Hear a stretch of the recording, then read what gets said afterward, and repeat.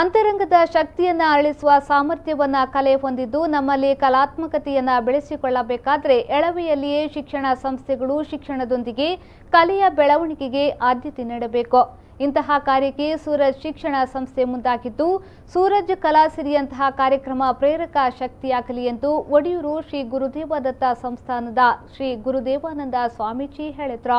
ಮುಡುಪುವಿನಲ್ಲಿ ಸೂರಜ್ ಶಿಕ್ಷಣ ಸಂಸ್ಥೆ ಹಾಗೂ ಕನ್ನಡ ಸಂಸ್ಕೃತಿ ಇಲಾಖೆಯ ಆಶ್ರಯದಲ್ಲಿ ಮುಡುಪುವಿನಲ್ಲಿ 3 ದಿನಗಳ ಕಾಲ ನಡೆಯಲಿರುವ ಸೂರಜ್ ಕಲಾಸಿರಿ 2017 ರಾಜ್ಯ ಮಟ್ಟದ ಸಾಂಸ್ಕೃತಿಕ ಉತ್ಸವವನ್ನು ಉದ್ಘಾಟಿಸಿ ಮಾತನಾಡಿದರು. ಸುಜ್ಞಾನ ಸ್ಮರಣ ಸಂಚಿಕೆಯನ್ನ ಬಿಡುಗಡೆಗೊಳಿಸಿ ಮಾತನಾಡಿದ ಆಹಾರ ಸಚಿವ ಯುಟಿ ಖಾದರ್, ಭಾರತವು ಇಡೀ ಜಗತ್ತಿಗೆ ಸಾಂಸ್ಕೃತಿಕವಾಗಿ ಉತ್ತಮ ಸಂದೇಶಗಳನ್ನು ಕೊಡುವಂತಹ ದೇಶ.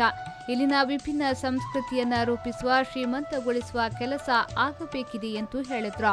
ಇದು ಶಾಶ್ವತವಾಗಿ ನಿಂತು ಪ್ರತಿ ವರ್ಷ ಕೂಡ ಅತ್ಯುತ್ತಮವಾಗಿ ಮುಂದೆ ನಿಂತು ಮುಂದಿನ ದಿನಗಳಲ್ಲಿ ಇದು ರಾಜ್ಯ ಮತ್ತು ರಾಷ್ಟ್ರದ ಗಮನದಲ್ಲಿ ಒಂದು ಕಾರ್ಯಕ್ರಮ ಕಲಾ ಕಾರ್ಯಕ್ರಮ ಮೂಡಿ ಬರಲಿ ಅಂದರೆ ನಮ್ಮೆಲ್ಲರಿಗೂ ಒಂದು ಆಶೆ.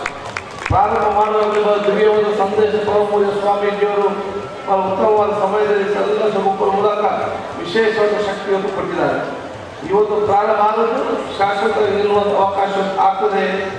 ಏಕಲ ಸ್ವಾಮಿ ಹೇಳಿದಾಗೆ ಶಿಕ್ಷಣ ಸಂಸ್ಥೆಯಲ್ಲಿ ಈ ರೀತಿಯ ಕೆಲಸ ಎಲ್ಲರೂ ಕೂಡ ಅತಿಯಾಗಿದೆ. ಸೂರಜ್ ಕಲಾಸಿರಿಯ ಅಧ್ಯಕ್ಷತೆ ವಹಿಸಿದ್ದ ಹಿರಿಯ ಕಲಾ ವಿಮರ್ಶಕ ಎ ಈಶ್ವರಯ್ಯ ಮಾತನಾಡಿ, ಶಿಕ್ಷಣ ಎನ್ನುವುದು ಸಂಸ್ಕೃತಿಯ ಒಂದು ಅಂಗವಾಗಿದ್ದು ಕಲೆಗಳು ಸಂಸ್ಕೃತಿಯ ಭಾಷೆಯೂ ಹೌದು, ಅದರ ವ್ಯಕ್ತ ಮುಖವೂ ಹೌದು. ಹಾಗಾಗಿ ಶಿಕ್ಷಣ ಪರಿಪೂರ್ಣ ಅಂತನಿಸುವುದು ಅದು ಭದ್ರವಾದ ಒಂದು ಸಂಸ್ಕೃತಿಯ ತಳಹದಿಯ ಮೇಲೆ ನಿಂತಾಗಲಿ ಎಂದರು.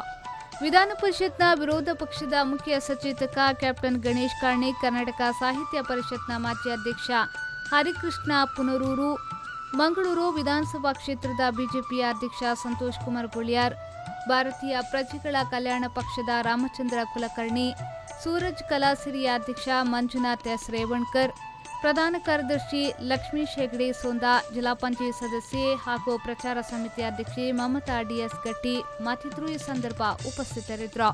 ಆರಿಫ್ ಕಲ್ಕಟ, ವಿ4 ನ್ಯೂಸ್ 24/7 ಉಳ್ಳಾಲ.